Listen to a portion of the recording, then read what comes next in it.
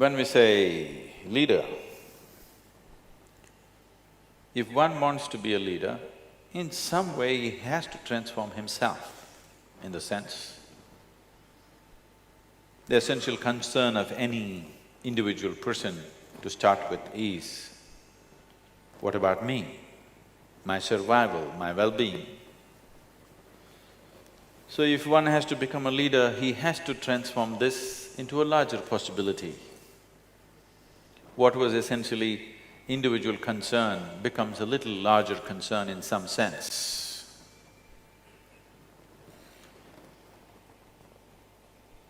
What is being looked forward to from a leader is, he should be able to see things that other people are not able to see.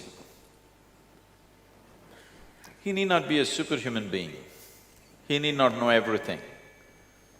Most leaders don't know much, but they're able to see certain things that other people are missing, and they're able to put together to a common purpose. They're able to put people together for a certain common purpose that makes them leaders. Once you're in the position of leadership, every thought that you generate, every emotion that you generate, every action that you perform has impact on many, many people. Maybe a few hundred people, 1,000 people, or millions of people, depending upon what type of leadership you are in. So every thought, every emotion, every action of a leader has an impact on many, many lives. When this is so, it is extremely important that one who wishes to be a leader in some way focuses upon how he is within himself too, not just about how he performs in the world. Because no human being is doing anything that he is not himself in some way. So enhancing this being the way he is, evolving this being the way he is, transforming this being the way he is a very important part of leadership. Learning the tricks of management, learning the tricks of manipulating or inspiring people is another thing. But the most important thing is, learning the art of evolving this being is very, very important, because everything that being… as your leadership becomes of greater scope and greater possibility, every thought that you generate in your mind has an impact on people around you. So attending to this person is very, very important. If we think the work that we are doing is important, it is most important that you should work upon yourself first. Because you cannot produce anything that other than what you really are. You will only produce who you are in so many different ways. Who you are, what your mind is, what your emotions are, how you are right now will manifest in every action that you perform in the world.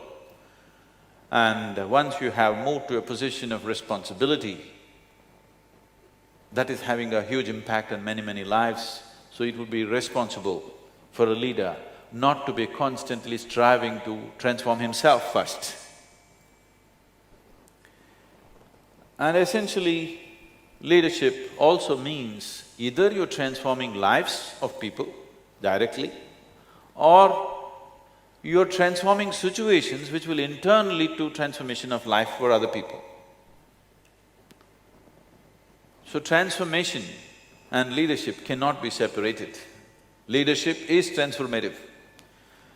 But I know we have gotten used to live in leadership of stagnation, but that's not leadership, because some people become leaders in moments of strife, when there's large-scale injustice. Suddenly a human being starts thinking beyond his own well-being.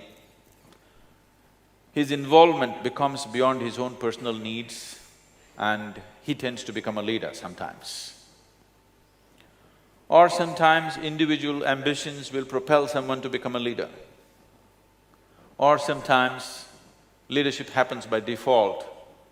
You having been born in the right family or the wrong family, whichever way you want to look at it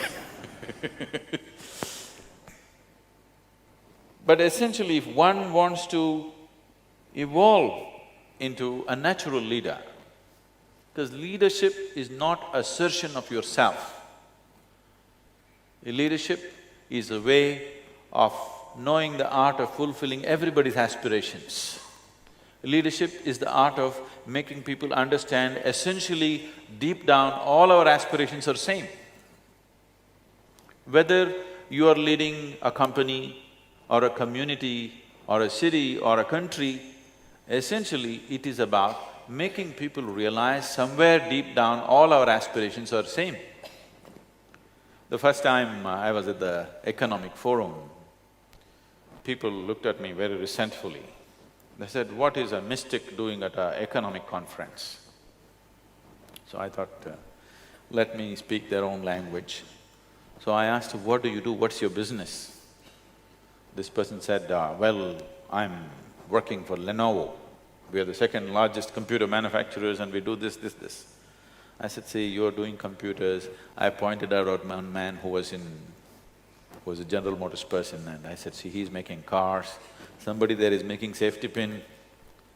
It doesn't matter whether you're making computer, car, safety pin or spacecraft, what is the fundamental business? He said, "What? My business is computer." I said, "Your business is not computer. The fundamental business is human well-being, isn't it? That's the reason why you're making you might have forgotten why you're making a computer. Essentially, you're manufacturing computer to make human life better, isn't it? Somebody is manufacturing a safety pin to make human life better. So essential business is human well-being and that's my business too.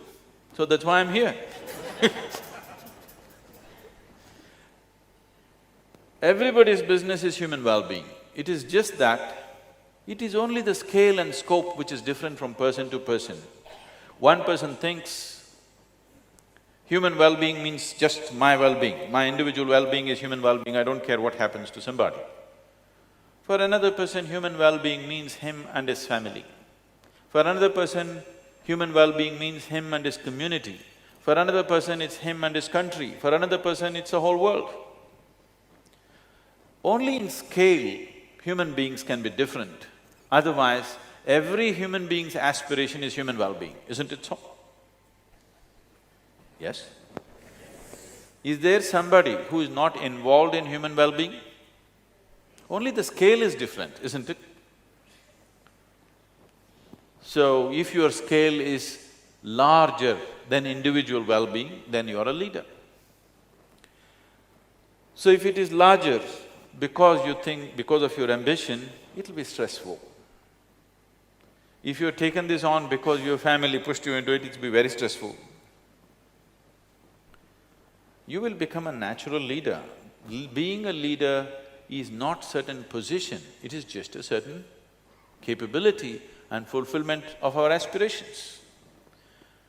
In the sense, nobody can become a leader without a certain spiritual element in him. No, don't get like that. When I say spiritual, I am not talking about you joining some religion or joining up with some group. Essentially, spiritual process means expanding the horizons of your perception and experience of life and oneself. In some way, your perception of life has enlarged itself beyond self-preservation. You're thinking not just about this being well, you're thinking of making things happen for lots of people, that makes you into a leader. So this can happen out of your thought, or this can happen out of necessity of situations in which you exist, or this can happen because your perception has truly expanded. When I say perception has expanded, shall we do an experiment with you? Can I do an experiment with you? Take your right hand, touch your left hand and see. Is that you? Is this you? Touch the chair on which you're sitting. Is that you? No. How do you know this? What is the basis of your experience which tells you this is me, this is not me? Hmm? Don't sit there like yogis, I'm the yogi.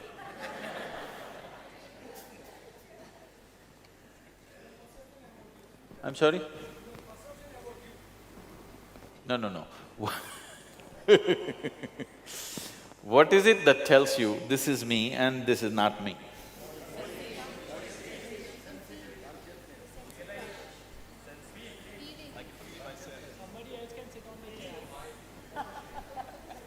You're reading lots of nonsense.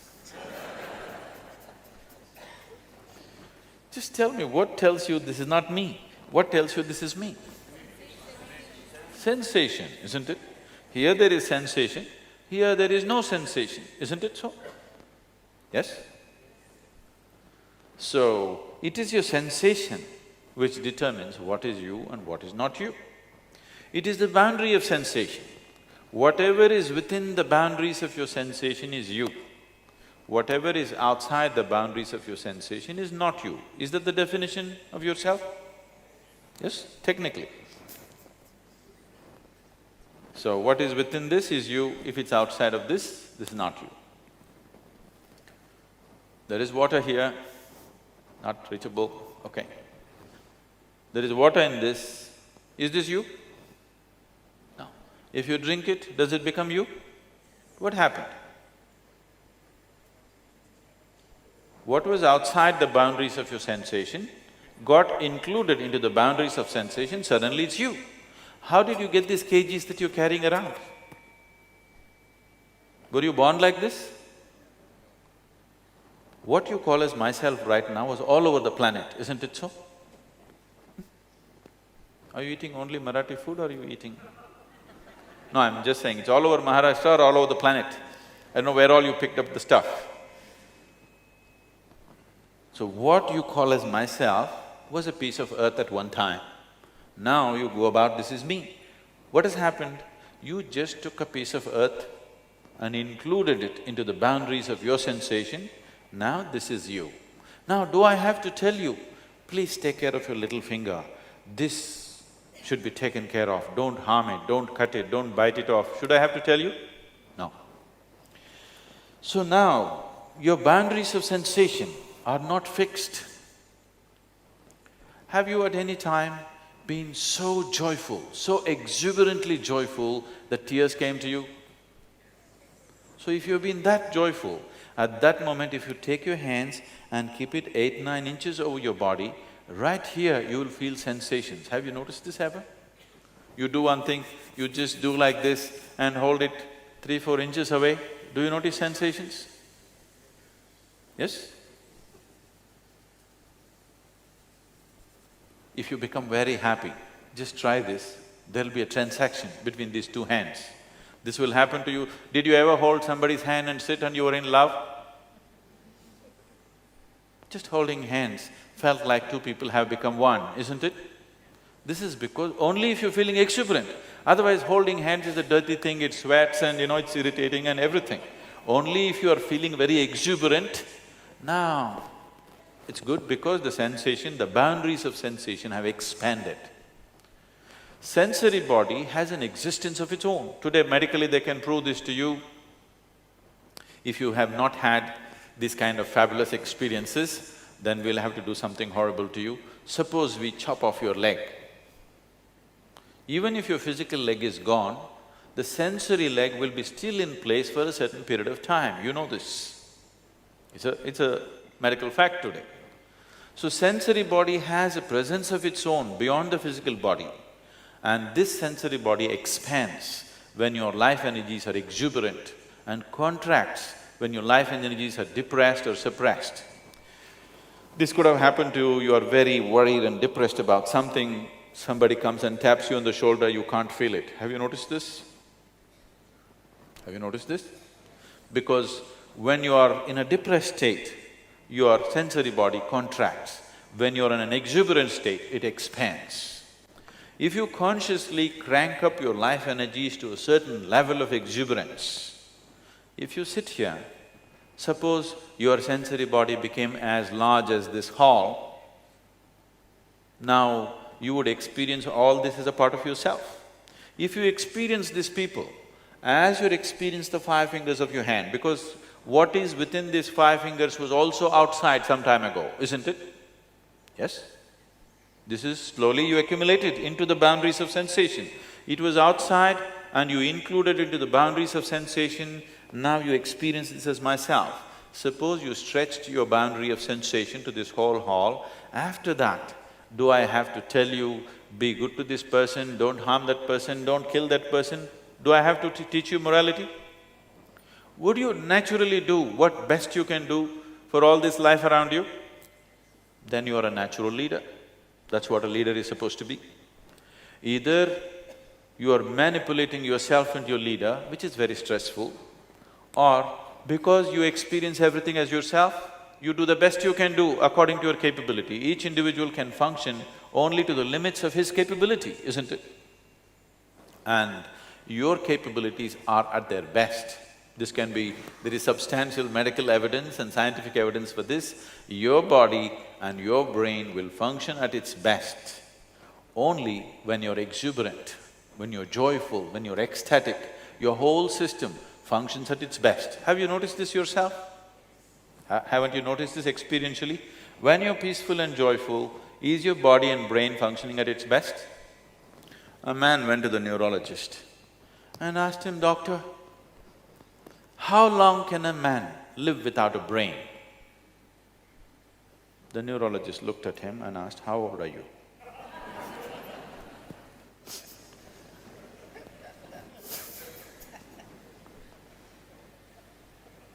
Now, when I talk about exuberance of experience, where is the basis of your experience, first of all? Can you see me at least? Those of you not talking to me, can you see me? Yes. Tell me, where am I? You can't tell me, okay, you're not on talking terms. Can you show me where I am? Please use your hands. Where am I? Oh, you got it totally wrong. Although you're completely off the mark. You know, I'm a mystic. This light is falling upon me, reflecting, going through your lenses, inverted image in the retina. Have you heard the whole story? So where do you see me right now? Within yourself. Where do you hear me right now? Within yourself. Where have you seen the whole world? Within yourself. Have you ever experienced anything outside of yourself? Have you ever experienced anything outside of yourself? Right now, if I touch this chair, my sensations are not of the chair, my sensations are only of my body, isn't it? Yes or no? You have never experienced anything outside of yourself, please see. Everything that you know is only the way your sense organs are projecting things within you, isn't it? Sun is setting right now outside, but we are turning lights on here because for us this is darkness.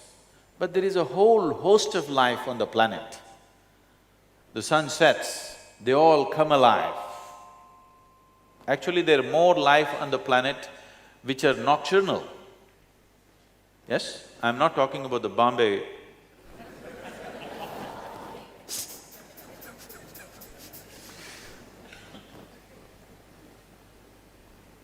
there is more life on the planet which comes alive in the night than in the day. Yes?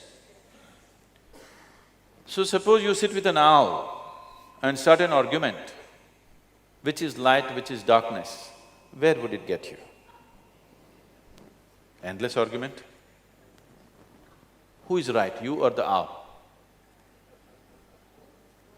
Both? Oh.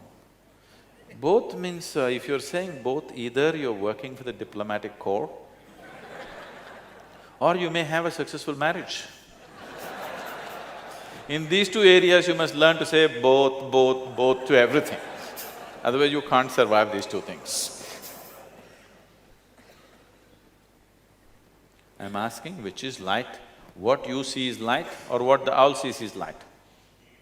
See, both of us may be wrong. One of us may be wrong, but both of us cannot be right, isn't it? Yes? So your sense perception right now is just enough for survival, but everything that you experience is happening within you. The very seat of your experience is within you. When this is so, should you not determine the nature of your experience? The world outside will happen the way you want it only to some extent, never 100% the way you want it. Yes? Never will, and I'm happy it is so. Because if the world happened completely the way you want it, where do I go? I'm glad it's not happening your way. Isn't it so? It happens to some extent your way, some extent my way, some extent somebody else's way. It's okay, that's the way the world should be. But at least this one person should happen 100% the way I want him, isn't it? Yes? But right now this is the problem. This one is not happening. This body is not taking instructions from you. This mind is not taking instructions from you. If your mind were taking instructions from you, would you keep it joyful or miserable? Pleasant or unpleasant? Pleasant for sure. If you are joyful, your sensory body would be all over the place. There would be a deep sense of inclusiveness. Once your experience of life is inclusive, without being elected, you are a leader. Without being appointed, you are a leader.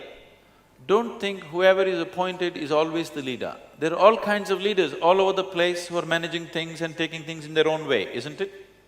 Yes or no? Because of their sense of inclusiveness.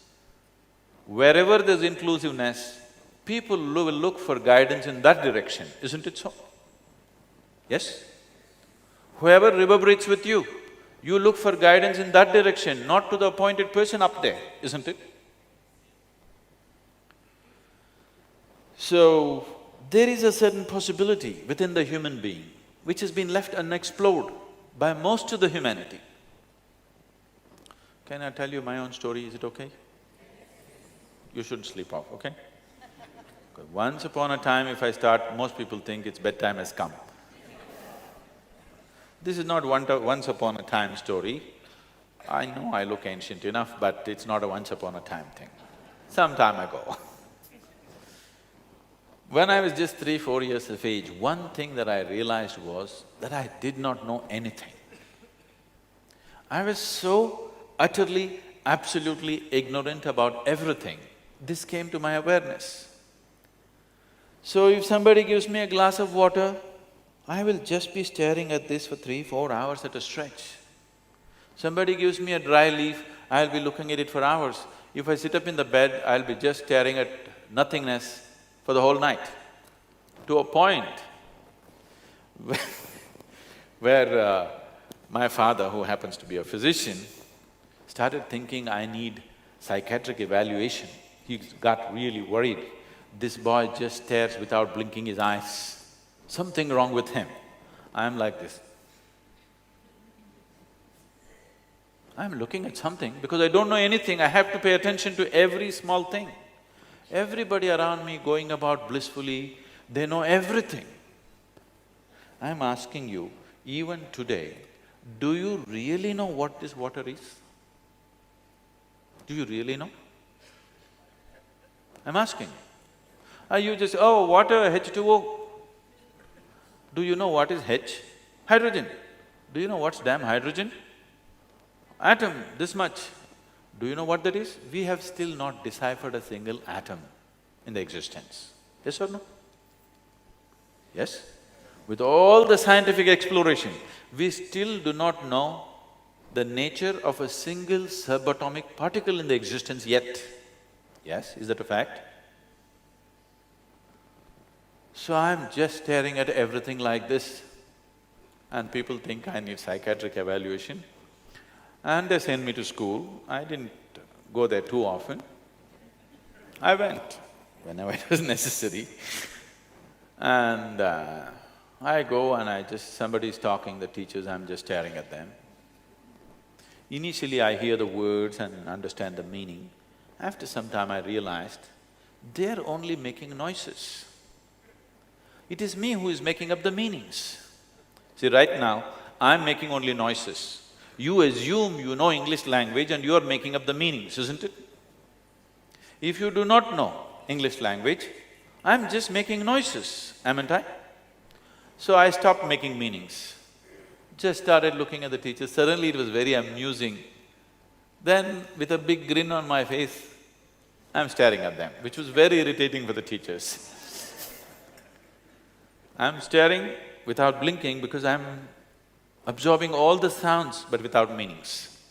Don't do that to me now, okay? Then as I stared and stared, see, as I paid more and more attention to everything, everything around me started transforming itself, changing itself in such a dramatic way. After some time, I was not even hearing the sound, I was just seeing people doing acts. And as I paid attention, I found that even this human form just evaporated from my vision and I would see hazy, ghost-like figures going all over the place. And I'm completely amused with a big grin on my face, I'm like this. People think I'm going nuts. So I'm looking at the teacher, I know him through and through, but I don't know what the hell he's talking about. One day this happened, I remember this situation very well because about 4 months ago, this school invited me to speak at their alumni meeting. I said, please, not me, because I was not just not a good student, I was not even a student. Why do you want me? They said, no, we want you. I said, why? They said, our school has produced scientists, our school has produced great managers, our school has produced test cricketers, but you are the only mystic, so you have to come. So I went there for this alumni meeting and all the buildings are same and all my memories came back to me. And I thought, see, this classroom, in this classroom a certain situation happened which changed my life in many ways. On that particular day, this teacher was talking about something, whatever, and as usual I was staring, looking through him, not listening to what he's saying. And he's trying to get some response from me, asking me all kinds of things, provoking me, but I'm fully attentive, I'm not ignoring him. I'm paying more attention than anybody has ever paid him in his life. I'm paying that kind of attention to him. But I cannot hear what he is saying. Then after trying this for more than 30–40 minutes, he said, you must either be divine or you must be the devil. I think you are the latter. So I did not feel insulted or abused. This set off a whole host of questions within me. Am I the divine? Am I the devil? Am I human? Am I alien? What the hell am I? Because anyway I did not know. So this set off a completely different line of thought within me, endless amount. What the hell am I? What is the nature of this? And one day I happened to be eating something, I was into my adolescence at that time. I just ate a morsel of food. I knew this intellectually, I have studied a little bit of science and whatever by then, but suddenly this food exploded within me. See, you eat something, you eat a piece of bread or rice or let's say a banana. If you eat this, what was something which was not you, if you eat it, it becomes you, isn't it? Yes? All this stuff was not you some time ago. This is not you right now. But if you put it inside, it actually becomes you. It is not an idea. It is a living experience that it becomes you, isn't it? So when I ate and I closed my eyes, it just exploded within me, this food, that it is actually becoming a part of me. Something which was on my plate, which was not me, is actually becoming me. It's a phenomena beyond explanation. It is a phenomena beyond logical understanding. It is the greatest thing that's happening, that you can convert a banana into a human being. It's not a simple thing. You can make a piece of bread into a human being, not a simple thing, isn't it? So suddenly I realized, There is an innate intelligence and capability here which can make a piece of bread into a human being. When I say human being as a mechanism, if you look at it, this is the most sophisticated mechanism on the planet, isn't it? Most complex and most sophisticated, highest level of electronics, mechanics, electricals, everything, isn't it so? Yes or no? Have you seen a better machine than this? Just a piece of bread, within a few hours, becomes such a phenomenal machine. So suddenly, I shifted my life from staring to sitting with my eyes closed. I was staring hours on end. Now I sat with my eyes closed, some days for hours, sometimes for days. Now suddenly people around me, people who were thinking that I need psychiatric evaluation, they started thinking, oh, he's a yogi. See? But I was still doing the same thing. Instead of staring at somebody, I was staring at myself. I was not doing anything different, I was still paying attention, that's all I was doing. All the time I was paying attention, it is just I changed the direction of paying attention and suddenly from a nutcase to a yogi. Now there is this intrinsic intelligence and capability in every being right here, isn't it? Yes? If you could only access, the very source of creation is right here. If you could only touch it, you would be phenomenally capable, isn't it? You don't have to learn leadership somewhere. You will be a natural leader because the very source of creation, that which makes life is here within you, trapped, he cannot get away. Please look at this. If you only strive to make the necessary contact with this, if you find access to this, leadership is natural. Leadership is not about you asserting yourself over somebody. It is about being able to harness everybody's aspirations and make it happen. People should not even feel there is a leader around, that's when you're a real leader, isn't it? If people constantly feel the presence of a leader, he is a tyrant most probably. Yes or no? People should not even feel this place is managed. It looks like nobody is managing it, but everything is happening the way it should happen. That is leadership, isn't it? Yes? See, right now, the nature of creation is such that we can argue there is no creator because it's so perfect. If every day it was breaking down, then we would every day know and curse the one who creates this. Because creation is happening in such perfection, we can forget about the source of creation, isn't it? That's true management, isn't it so? That nobody feels the presence of the manager, nobody feels the presence of the leader, but everything is in place. That is when you're a great leader. And that will only happen only when there's a deep sense of inclusiveness of everything around you. Inclusiveness not as an idea, but inclusiveness as an experience. Oh, is such a thing possible? Well, once again, modern science is telling you, if you sit here right now, this moment, as you're sitting here right now, every subatomic particle in your body right now is in constant transaction with the rest of the cosmos. This is a reality that's happening. So the only problem is you're not experiencing that reality. If you're experiencing that reality, there would be a deep sense of inclusiveness. When there is inclusiveness, when you feel everything as myself, nobody has to teach you integrity, nobody has to teach you morality, nobody has to teach you what's right and wrong. Nobody has to teach you what's right and wrong towards yourself, isn't it? Only with reference to the other there is a problem. So spiritual process means you have eliminated the other. There is no other for you in this world, there's only you.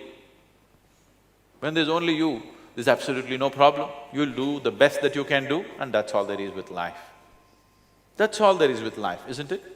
Have you fully expended yourself? Everything that you are, has it been used or not?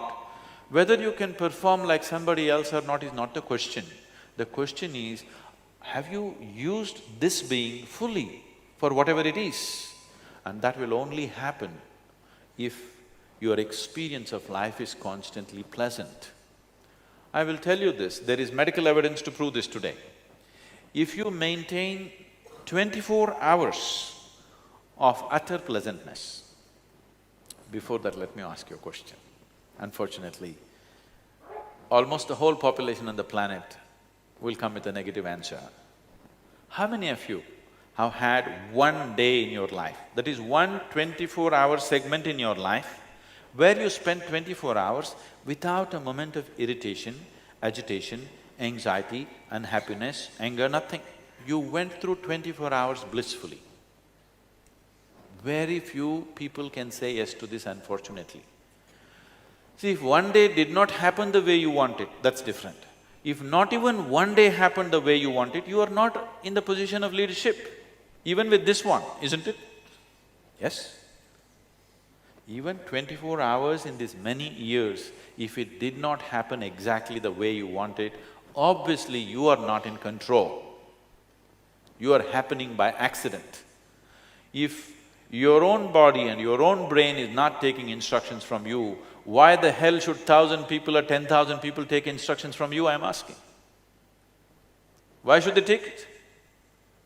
Now, being a leader is going to be phenomenally stressful because you are trying to manipulate situations to make them happen. You do this much to yourself, that your mind and your body will do what you want it to do.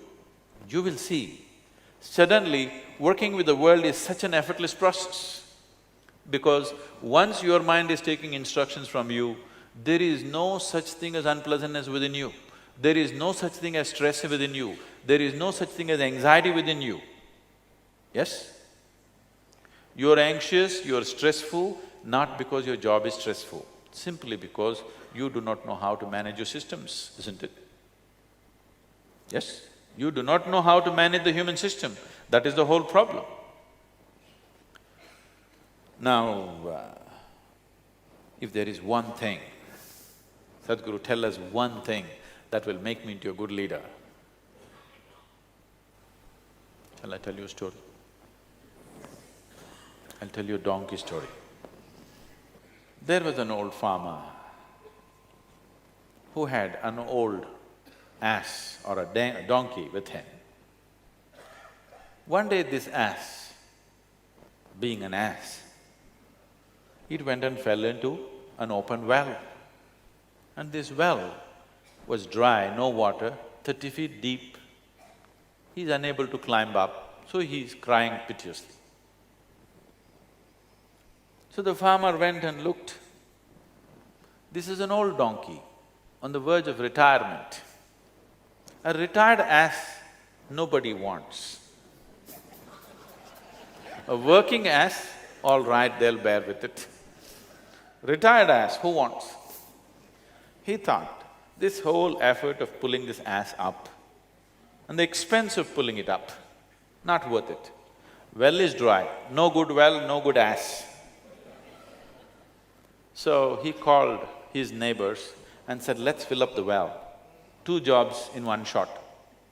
You have closed the unused well and you have buried the retired donkey. So they all started shoveling in earth, wanting to bury this ass alive. So you have no value for a retired ass, but ass doesn't think so. So it started crying piteously, looking for some compassion somewhere, but all of them ruthlessly shoveling earth. After some time, this ass started doing something. Every time a shovelful of earth fell on its back, it shook it off and took an upward step. People looked at it in amazement, wow, what a smart ass. This is a really smart ass. And as they shoveled more and more earth, every time he shook it off and took one more step, one more step, one more step, and then he came out. And by now, the old farmer was full of admiration for his great smart ass, and he wanted to hug and fondle the ass. The ass promptly turned around and kicked him in the face. So the moral of the story is, if you want to be a leader, one thing that you don't do is, don't spend your life trying to cover your ass. it will turn around and kick you in the face one day.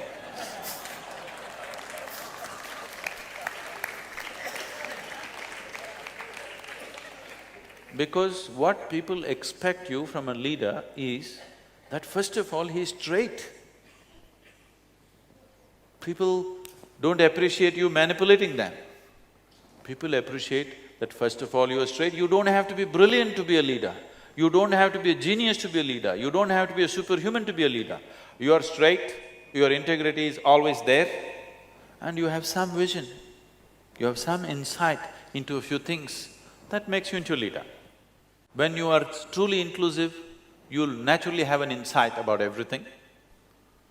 And then you gather people, right kind of people will naturally gather around you when they see a certain level of integrity in you, and things will happen, according to your capability, of course. You can never equate people's capabilities. People come with different capabilities, it's fine. But the question is just this, are you able to use yourself to the fullest extent or no? If you yourself are an issue, so please see, you yourself are an issue on a daily basis. When you are an issue, you cannot handle issues on the outside. So if you make yourself like this, that this is not an issue anymore. Now, you can attend to the outside issues to the best of your capability and your leadership will happen effortlessly without being stressful to you or to anybody for that matter. It's transformative leadership. If you have questions, please. Any kind of question. Sadhguru, why is it that today, in the name of leadership, we see so much of insecurity among leaders? Subordinates who look upon leaders today feel awfully insecure even more. These brilliant people who are assisting the leader, they are like small pieces in the jigsaw. By themselves, they are nothing. There needs to be a fulcrum who holds these people together, otherwise by themselves they can do nothing. If there wasn't a leader, these people could never be harnessed and they would never find expression to their intelligence. Because they may have certain talent, but they don't have leadership. So, somebody is being paid more only not because he's brilliant, because he's able to harness brilliance. Brilliance which cannot be harnessed, what's the use of that? It's a lot of trouble actually. No? Intelligence which is not harnessed is a lot of trouble, isn't it? So a leader may not be the same IQ as the so-called brilliant man, but he is able to manage all these IQs. That's his capability. He gets paid for that. You get paid for your IQ. So anyway, above all, your life, the quality of your life does not necessarily depend upon how much you're paid. I'm not saying you should ignore that. Yes, that is a factor. How much money you get, how much wealth you make in your life determines the comfort of your life, never determines the quality of your life. Yes? It gives you certain access, it gives you certain comfort, it facilitates a few things around. But essentially the quality of your life is in how joyfully you're creating what you're creating, isn't it? If you are absolutely giving yourself and if you're brilliant as one claims to be, and if you're really making things happen to the best of your ability, in many ways you become indispensable for any group of people, isn't it? So instead of thinking of increment, I think people should focus on how to become indispensable. That people can't believe that without you, this situation can work. It will work anyway. Tomorrow morning if I fall dead or you fall dead, the world will go on fine, don't have any illusions about that. But people should believe that without him, how to live, how to make this work. If people get such feeling, then you will be substantially rewarded. But the true reward is in the joy of doing what you're doing, not in what you get at the end of the month, isn't it? What you get at the end of the month facilitates a few things, maybe determines the kind of house you live in, determines the kind of car you drive, but how joyful you drive the car, that it doesn't come from that, isn't it? How joyful you live in this house is not determined by that. So your quality of life is the way you experience it, not what you have, where you are. So please, once you said this, that your quality of life is determined, anyway you're joyful by your own nature, you will function at your best and your capabilities will be rewarded. Today or tomorrow it has to be rewarded. Sometimes there may be some slowdown, sometimes maybe you have to make a little noise and make them know that you are there. Because it's a large picture, somebody may not notice you. But the important thing is, in your life, the important thing is, are you enjoying the process of life or are you cribbing through your life? This is most important, isn't it? Yes?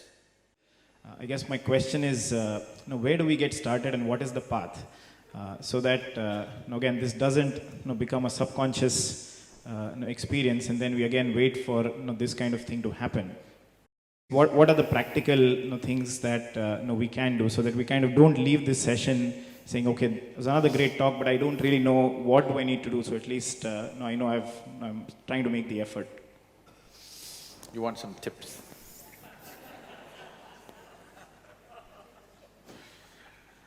People have given all kinds of tips and they have not worked, isn't it? People have read all kinds of books and they work for a certain period of time, after that they don't work, isn't it? Because you're trying to imbibe inclusiveness from outside. No. Inclusiveness is the nature of life, that's what I said. It is not about you trying to change yourself. It is about realizing the nature of your existence. It is not about changing realities. It is just about realizing the nature of reality. The nature of reality is right now like this. I hate this person, I want to scratch his eyeballs out. But unknowingly, what he exhales, I inhale, what I exhale, he inhales, no problem. Yes? Yes, you're inhaling what your mother-in-law exhales, your enemy exhales, your boss exhales, whether you like it or not, isn't it? Yes or no? What Pakistanis exhale, you're inhaling, what you're exhaling, they're inhaling, depending upon which way the wind is blowing, isn't it? Yes or no? No way, we will not breathe what Pakistanis breathe. You can't help it. So life is inclusive. Only your mind is exclusive. You understand? Mind is made like this because this part of the mind, which is the logical structure of your mind, can only cater to your survival process. For survival, you have to be exclusive, please understand this. Now, I must understand that the food should go here for me to survive, otherwise I'll throw it all over the place in my inclusiveness. Survival, the process of survival cannot function unless the exclusiveness is manifest. So creation is beautifully made that certain aspects of you are absolutely inclusive, certain aspects of you are utterly exclusive, and that's how it should be. So this is not a question of you recreating your life, this is a question of you realizing your life. If you have to realize something, at least first of all you must start paying attention to it, isn't it? You are not paying any attention to life. You are just busy creating your own world in your mind, isn't it? Please see, you are not living your life. Most of the time you are thinking about life, isn't it so? Yes or no? What you call as my life right now is your thought, your emotion, your opinion, your prejudice, this is what you call as life. This is not life, this is just a psychological process. Life is an existential process, isn't it? Is life a reality or is it just a dream? But what's happening in your mind? Is it a reality or is it just a dream? It's just a dream. What happens in your mind is a dream. So if you understand this, you can make your dream any way you want. I'm not saying don't dream, at least you must be having the kind of dreams that you want, isn't it? But you're not having the kind of dreams you want. That is why stress, that is why anxiety, that is why fear, that is why hatred, that is why all forms of unpleasantness, isn't it? If your dream was happening the way you want it, even if your life was not happening the way you want it, if your dream was happening the way you want it, you would be at least joyful. Maybe starved, but still you would be joyful. Maybe fired from your job, still joyful. Yes? Because when you're in the job, you're complaining about the job. If you get fired, you get complaining about the beach. What do people do in Mumbai if they get fired? Do they go to the beach at least? No, they go to the bar. Okay. So, what do I do so that it just doesn't become a thought? First and foremost thing is, when I started this with myself, everything was like a fantastic discovery for me, and I started working towards creating this and making this happen. This whole technology of how to make this happen the way I want it. Then I discovered that I was a fool who was trying to reinvent the wheel. Any number of people for thousands of years have known this, but I thought I arrived at it. For me, it was like that, because for me, I had no spiritual teaching, I had no guidance, I had no nothing. Suddenly this burst upon me and I think this is it. It's the first time eureka. But after some time I realized thousands of people, millions of people, for thousands of generations have known this. So, there is a whole knowledge about that. It is just that it needs to be approached. If you want to start off on an inner journey, when I say inner journey, I want you to shave it off of all the traditional notions that you have about it. Right now, you understand your experience of life is limited to what's happening within you. Based on that, if you want to explore this possibility of what this being is and know this experientially, to turn your attention from believing that you're looking outside and knowing that you're only looking within, if you dedicate 28 to 30 hours of life, a focused time if you give me, we can set up an instrument for you, a subjective instrument within yourself, which will give you this access. But at least that much is needed. Still technology is at that level. Someday if I arrive at a technology where it can be done in a moment, we'll do it. I can do it in a moment if you are a very simple human being. But now you're educated, we take 30 hours with education. Thank you very much for being here.